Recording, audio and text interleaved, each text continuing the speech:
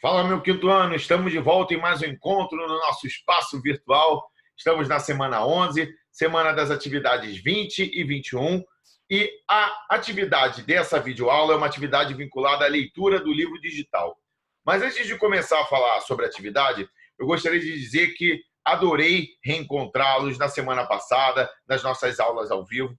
Espero que a gente tenha a oportunidade de repetir a dose em breve, tá bom? E achei espetacular a participação de vocês, não só com o entusiasmo de vocês, mas com as perguntas de alunos que realmente estão acompanhando o andamento das nossas aulas.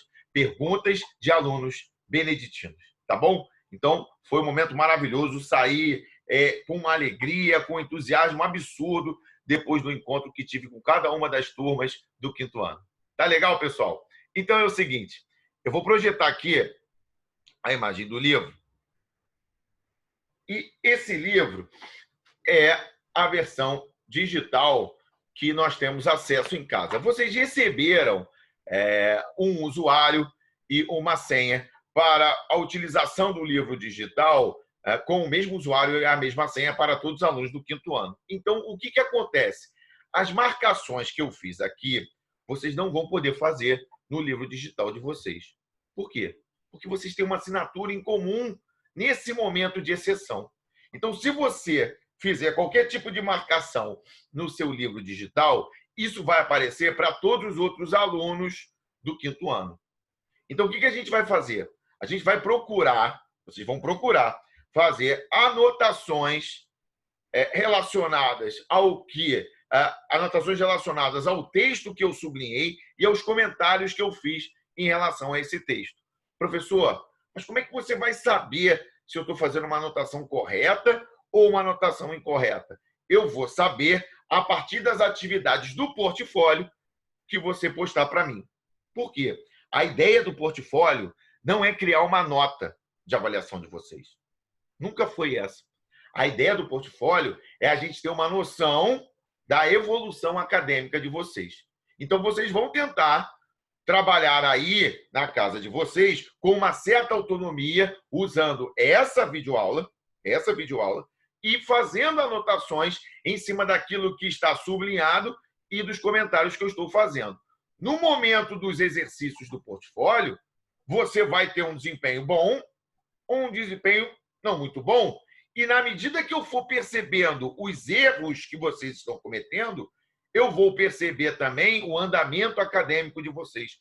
Eu vou conseguir mapear aquilo que está mais difícil para vocês e, assim, traçar estratégias para que a gente consiga resolver isso nos próximos encontros. Tá legal? É assim que se trabalha no ensino à distância, pessoal. É criando situações para que os alunos tenham autonomia. Autonomia. Então, se estamos vivendo um momento de exceção, esse é o momento que vocês vão ter que superar as suas limitações. Assim como os professores estão tendo que superar as suas limitações, assim como os pais de vocês também estão tendo que superar as limitações deles. Tá legal? É um momento de crescimento. Ah, professor, mas está muito triste, está muito sofrido. Eu concordo. Mas é no momento de crise que também surgem as oportunidades para que a gente consiga crescer, evoluir, se fortalecer. Quando isso tudo acabar, vocês vão perceber que nós vamos colher bons frutos desse momento de crise. Eu garanto a vocês. Tá bom? Então, gente, é o seguinte. Eu vou sumir. Oi? Como assim, professor? É porque, como nós vamos trabalhar com o livro digital, eu não acho válido tirar o seu foco da atenção da página do livro. Então, eu vou fazer isso aqui, ó. Opa! Só a minha voz. Tá legal? Então, queridos, é o seguinte. Nós estamos no capítulo 4, certo? O capítulo 4 fala sobre os povos antigos da América, certo? Já adianto a vocês que na atividade 21, nós vamos ter exercícios do livro que vão ser exercícios postados para o portfólio. Então, o que nós estamos fazendo na atividade 20 é uma leitura com comentários sobre o capítulo 4 para que você se prepare da melhor maneira para fazer a atividade 21 e me entregar através do portfólio. Tá legal? Então, começa assim, ó. Os povos da América desenvolveram diferentes maneiras de pensar o mundo. Os modos como contavam e os tipos de escrita que criaram, por exemplo, são importantes características culturais deles. Reparem, existe aqui uma valorização das particularidades dos povos da América.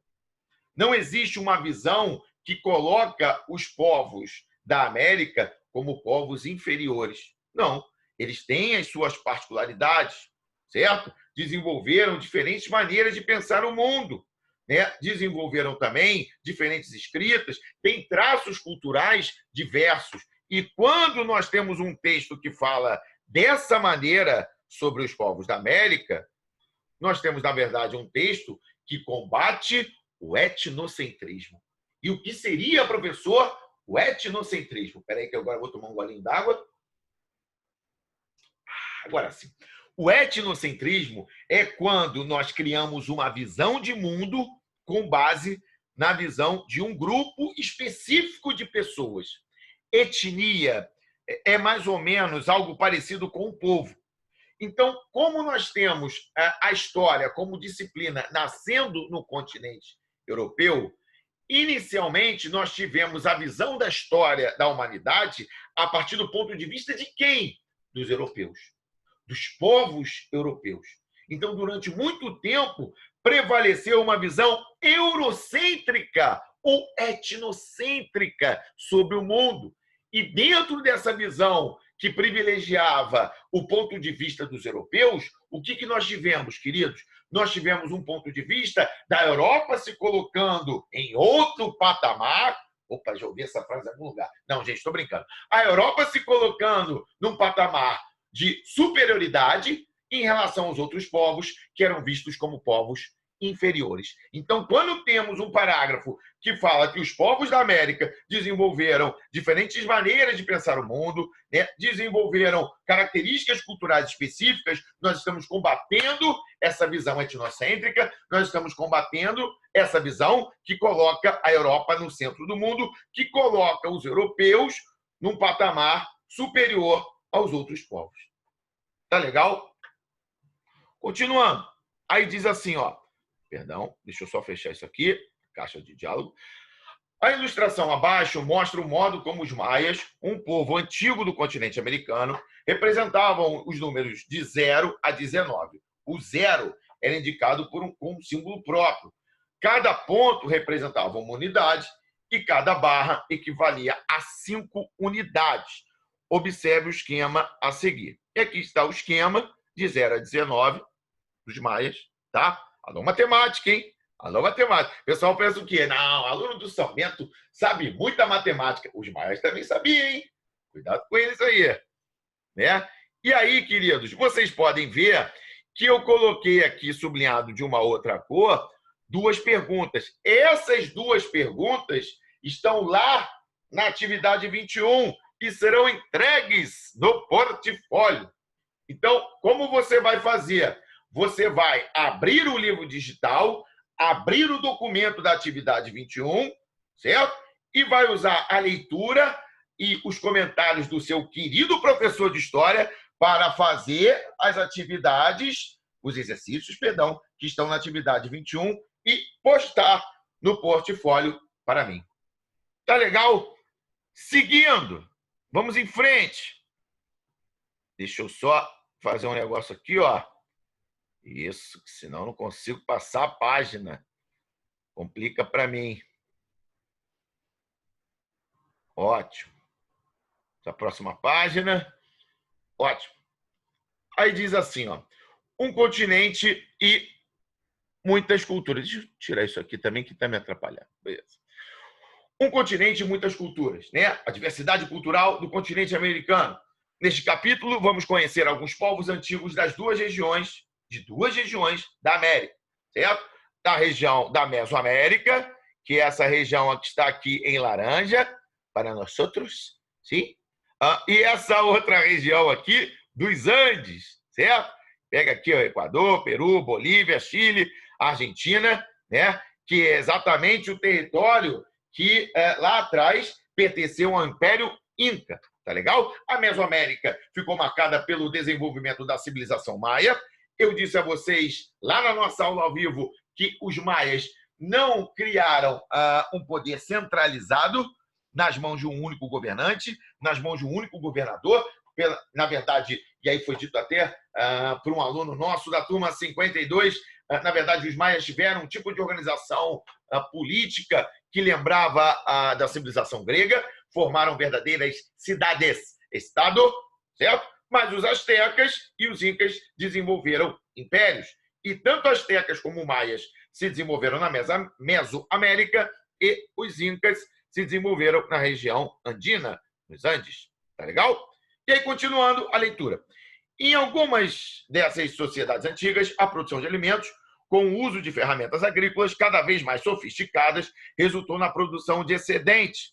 Alguns povos passaram a produzir mais alimentos que o necessário para o próprio consumo. Com o tempo, esses excedentes começaram a ser trocados entre os povos, originando o comércio. Mais do que isso, né? Além do excedente dar início às trocas comerciais, o excedente também poderia ser estocado e administrado por quem? Pelo Estado, pelos governantes daquele território.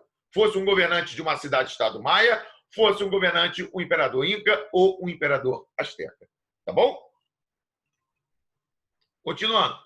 Outra consequência de abundância de alimentos foi o crescimento das populações. É lógico, né, querido? Nós estamos falando de taxas de natalidade e mortalidade. Se você tem uma abundância de alimentos, se você tem uma alimentação rica para a população, é natural que uma população que se alimente melhor seja uma população mais saudável. E sendo uma população mais saudável, é uma população que morre menos. Então, isso vai gerar uma queda na taxa de mortalidade, e se a natalidade fica elevada, essa diferença entre a natalidade e a mortalidade é que gera o tal do crescimento populacional, tá?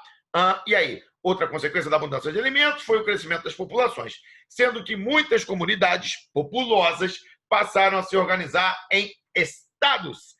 A palavra Estado, nesse caso, define a organização política e administrativa do povo que exerce poder sobre determinada região. Dessa forma, o Estado seria responsável, por exemplo, pela criação de leis e pelo recolhimento de tributos ou impostos. Então, o Estado tem um comando. O Estado é aquele órgão que tem, né, o poder político, o poder administrativo, o poder jurídico, certo? Sobre a sociedade. É aquele que comanda, que organiza, que direciona a sociedade, a princípio, de forma legítima. A princípio, sendo aceito pela sociedade como aquele que manda, como aquele que tem o poder. Vimos que, nesse caso, tínhamos um tipo específico de Estado, que era o Estado teocrático. Tá legal? Continuando. Porém, o desenvolvimento do comércio do Estado não ocorreu em todas as comunidades do mundo ao mesmo tempo. Lógico, né? E digo mais, na América não ocorreu com todos os povos. Já vimos isso. Alguns grupos se mantiveram nômades. Outros grupos que passaram pela sedentarização mantiveram aquela organização mais simples de sociedade, as comunidades primitivas. E os grupos que formaram sociedades hierarquizadas, os grupos que tiveram um crescimento populacional considerável, os grupos que, de alguma maneira, tiveram a organização de um Estado, esses grupos formaram civilizações. E falamos sobre isso na nossa aula ao vivo, né? O conjunto de povos é a totalidade das pessoas que se desenvolveram no continente americano. Alguns desses povos chegaram num nível de organização social, política e econômica, né, mais elevado, ou considerado mais complexo, e esse nível de complexidade é que deu origem às civilizações. Civilização maia, asteca e inca. Tá bom? Povos nômades de caçadores e coletores, povos sedentários de agricultores, ceramistas e pastores, e povos organizados em torno de um Estado conviveram no mesmo período, ainda que nem sempre tivessem contatos uns com os outros. Tá legal? Aqui embaixo temos mais duas perguntas sublinhadas que estão lá na atividade 21 e que vocês vão me entregar através do portfólio. Tá legal, pessoal? Estamos acompanhando, né? Seguindo. Povos mesoamericanos. Diversos povos habitaram a região da Mesoamérica em diferentes épocas. O contato entre as várias sociedades e culturas possibilitou que elas desenvolvessem costumes semelhantes e compartilhassem conhecimentos e técnicas como tecnologias agrícolas e arquitetônicas. Olha aqui, ó, vou fazer ao vivo. Quem sabe faz ao vivo, né, querido? Vou fazer aqui agora, ó.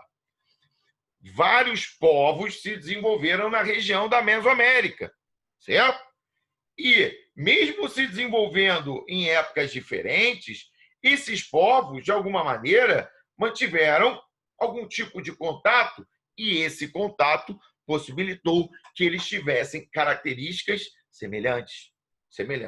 Então, mesmo que diferentes povos tenham atingido o seu apogeu em épocas diferentes nessa região, o fato de estarem próximos, de manterem ali um contato de várias formas, uns com os outros, vai acabar gerando as condições para que eles desenvolvam características semelhantes. Tá bom? E aí vem um texto do historiador Eduardo Natalino dos Santos. Eu peço que vocês leiam, tá? Para eu não ficar com um vídeo muito extenso. E aí, passando o texto, depois que vocês derem uma lida no texto, eu gostaria que vocês continuassem lendo. E aí diz assim, quer ver? Essas sociedades, em geral, estavam organizadas em hierarquias e havia uma divisão de trabalho bem estabelecida, em que algumas funções eram guerreiros, artesãos, camponeses e comerciantes, por exemplo. Já vimos isso, né? A diversidade de funções, a diversidade de grupos, que era uma característica típica das sociedades mais complexas. Continuando. As religiões eram politeístas, isto é, cultuavam vários deuses. Cada povo acreditava em divindades específicas e tinha maneiras próprias de realizar cultos. Lembra vocês, estados teocráticos. Lembra vocês, a ideia de que o Estado representa a vontade dos deuses. A ideia de que tudo que existe ali pertence aos deuses. Então, as pessoas estão usufruindo dos recursos da natureza porque os seus deuses lhes permitem isso, certo? Então, obedecer ao Estado, atender ao Estado, trabalhar para o Estado, servir coletivamente ao Estado, era servir às suas divindades. Legal?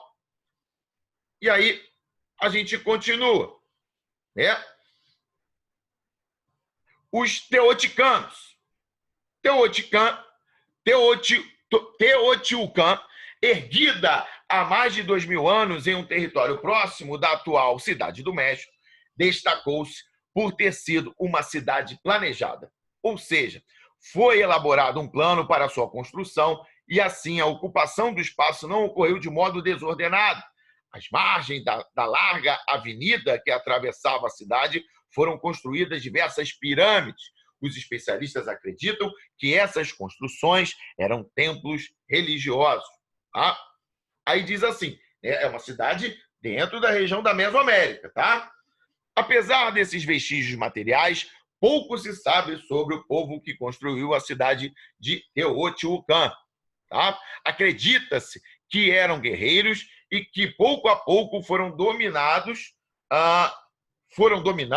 outros povos da região, obrigando-os a pagar tributos. Então, você tem tanto uma dominação que pode gerar um tipo de trabalho compulsório, como a escravidão, que não era o mais comum, como também aquela dominação que pode gerar um outro tipo de trabalho compulsório, que é a servidão coletiva. Tá legal? O auge do domínio teotihuacano ocorreu entre os séculos V e VII. As causas do fim desse povo ainda são desconhecidas. Há teorias que explicam que os teotihuacanos foram derrotados por povos dominados que se rebelaram contra o seu governo. Tá bom? E aí, continuando, para a gente fechar nossa aula de hoje, as cidades maias. Na mesma época em que os teotihuacanos se desenvolveram, outros povos surgiram em outras partes da Mesoamérica. Um deles foram os maias. A cultura maia é uma das mais influenciadas pelos olmecas, antigos ocupantes da península do Yucatán, no atual México.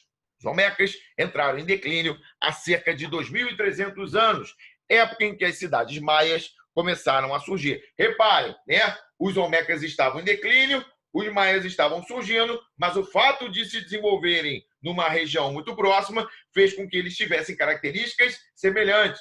Então, vai de encontro àquele primeiro parágrafo que nós sublinhamos aqui, ó, que fizemos juntos, tá? Voltando. Vamos lá. Tá acabando. Segura a onda.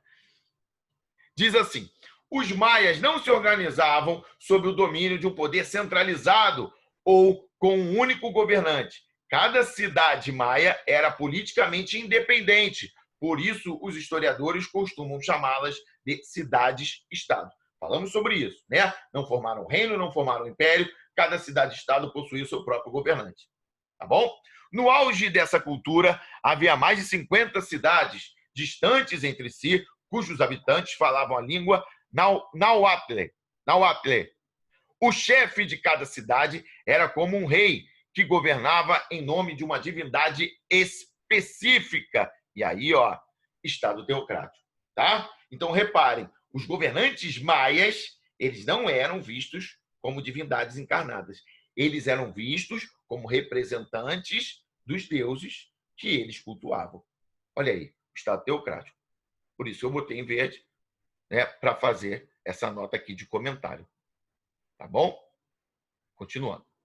Diz assim: a maior parte da população, formada por artesãos, agricultores e pastores, vivia em aldeias nas florestas e ia às cidades para realizar comércio, pagar tributos ao chefe da cidade e participar de cerimônias e festividades religiosas. Falamos um pouquinho em algumas turmas nas nossas aulas ao vivo sobre essas cerimônias e festividades religiosas, certo? Em alguns momentos eram feitos sacrifícios humanos, porque eles acreditavam que para acalmar, às vezes, a fúria dos deuses ou para agradar os deuses, era preciso dar aquilo que mais saciava a fome dessas divindades, que era o sangue humano. Tá legal? Continuando. A ligação entre as cidades era feita por estradas, o que também facilitava o comércio de longa distância, certo? E aí aqui tem um mapa, né? O mapa abaixo, para vocês darem uma olhada e depois com calma. E aí continua assim: as cidades maias entraram em declínio a partir do século XV, quando foram conquistadas pelos mexicas. Os mexicas são aqueles que vão dar origem ao Império Azteca, aos quais tiveram, então, que pagar tributos. Então, os maias tiveram um auge, um momento de grande esplendor, né, em que mais ou menos 50 cidades-estado maias se desenvolveram dentro daquela região, mas devido à sua decadência, e os fatores exatos da decadência não são fatores muito claros para a maioria dos historiadores, existem diferentes possibilidades, diferentes causas que podem ter gerado esse declínio, mas fato é, a decadência dos maias facilitou, sim, o fortalecimento dos mexicas, que são aqueles que vão dar origem ao Império Azteca. Então, reparem numa coisa, não são os astecas que levam os maias à decadência. A decadência dos maias começa antes e o fato de estarem enfraquecidos contribuiu para a ascensão, né, e para a expansão do território dos mexicas e a construção do Império Azteca. Tá bom? E aqui embaixo nós temos mais uma pergunta destacada, certo? Essa pergunta também está lá na atividade 21. Essa pergunta também vai ser postada no seu portfólio. Tá bom? Queridos, nós não vamos ver o capítulo 4 todo hoje. Vamos até aqui, tá? Então, a atividade 21 é uma atividade do portfólio. A atividade 21 tem a ver com essa videoaula e com as anotações e os comentários que nós fizemos. E espero que vocês consigam fazer com tranquilidade. De qualquer maneira, toda segunda, de 3 às 5 da tarde, estou lá no Moodle para tirar a dúvida de vocês. Tá bom? Um abraço a todos e até a próxima, meu povo. Tchau, tchau.